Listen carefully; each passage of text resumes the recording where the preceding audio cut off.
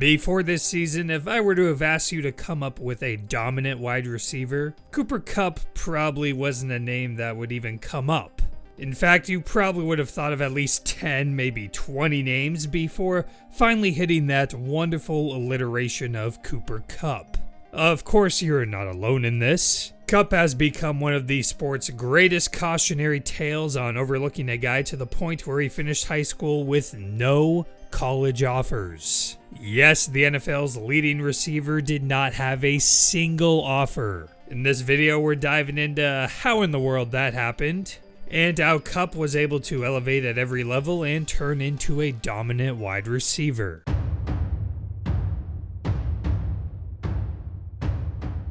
The Kupp family is one of the few families in NFL history to span 3 NFL generations. Cooper's grandfather, Jake Kupp, is a Saints franchise Hall of Fame O-lineman, and Cooper's father, Craig Kupp, was a backup quarterback in the NFL for a couple of years. Still, even with all that family background, Kupp wasn't given much attention in high school from college coaches. Actually, if you were to judge him from his freshman year in high school, a year where he weighed in at 112 pounds while secretly wearing ankle weights under his pants, well, you'd have no clue this kid had a drop of NFL blood in him. By graduation, though, Kupp looked the part. He was a two-way All-State selection at wide receiver and corner. He was named a top 100 prospect in the state by the Seattle Times, and he racked up over 1,000 yards his senior year while breaking the school record for touchdowns. He sent tapes to numerous coaches and even had his grandfather call up his connections at the University of Washington. Only one program even bothered checking in,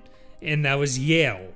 But during the middle of his senior season, they called him and said they were going in a different direction.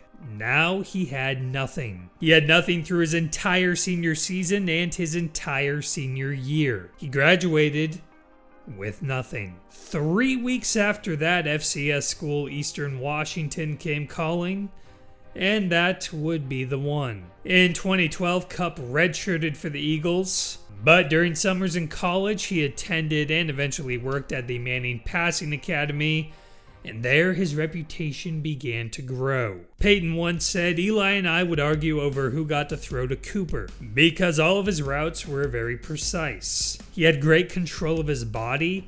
You always knew where he was going, when he was going to break out or break in. For a quarterback and receiver, sometimes it takes a while to develop that timing. But he was one of those guys right away from me and Eli. The timing was easy. And of course, he caught everything as well." One summer, Rams GM Les Snead stopped by and heard Peyton talking so highly of Kupp, so we'll keep that one in mind for later. Back at Eastern Washington, Kupp had become one of the best receivers in the FCS. In 2013, he caught a touchdown in all 14 Eastern Washington games, a national consecutive games record. 2 years later, he won the Walter Payton Award as the best player in the FCS. He finished his college career as the all-time FCS leader in receiving yards and touchdowns. Any concerns over FCS production were largely put away with Kupp shredding Pac-12 teams every time he played them. In 4 games against Pac-12 opponents, he totaled 716 yards and 11 TDs. Perhaps taking every opportunity he had to embarrass those major programs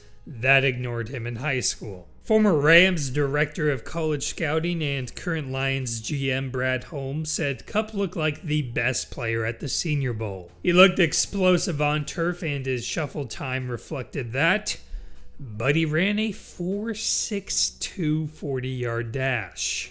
When considering whether the Rams should draft him, Holmes said the last thing in their minds was always that 40-yard dash. But Les Snead took a different approach, saying he was happy to see the subpar 40 time because he knew other teams would overrate it and shy away from Kupp.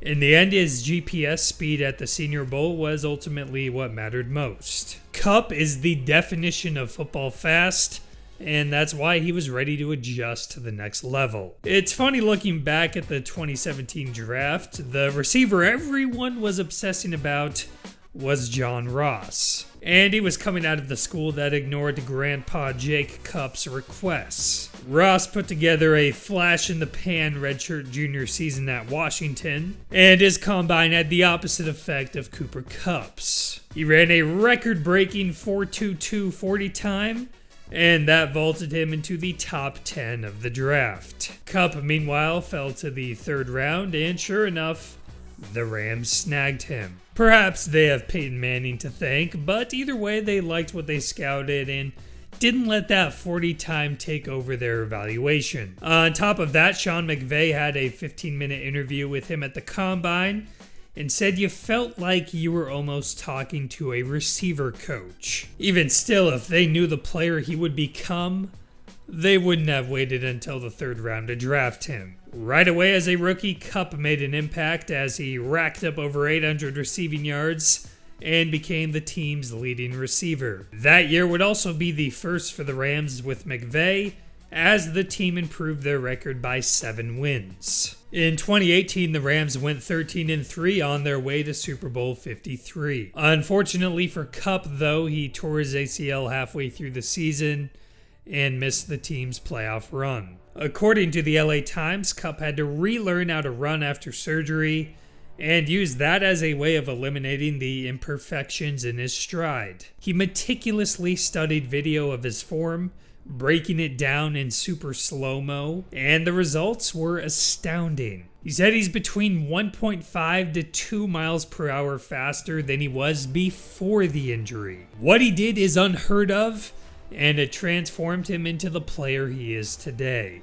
The first year post-surgery, Kupp eclipsed the 1,000-yard mark for the first time and hit double-digit touchdowns. In 2020, the Rams grew frustrated with Jared Goff's lack of improvement. As a result, Kupp's numbers were down, and the team was left wondering what they could do with a top 10 quarterback.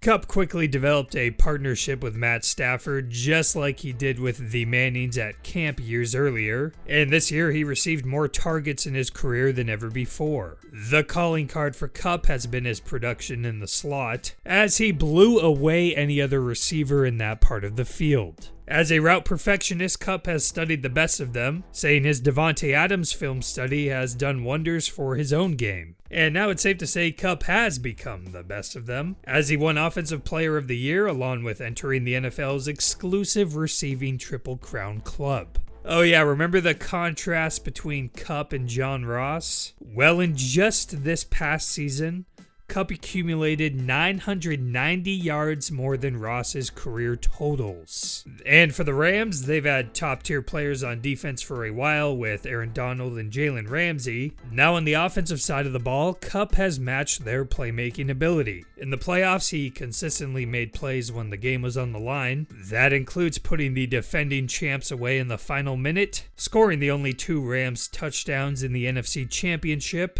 and capping it off with a game-winning touchdown in Super Bowl 56. On a Rams team filled with stars, Kupp was named the game's MVP, completing a Hollywood story for a kid who graduated high school with no college offers.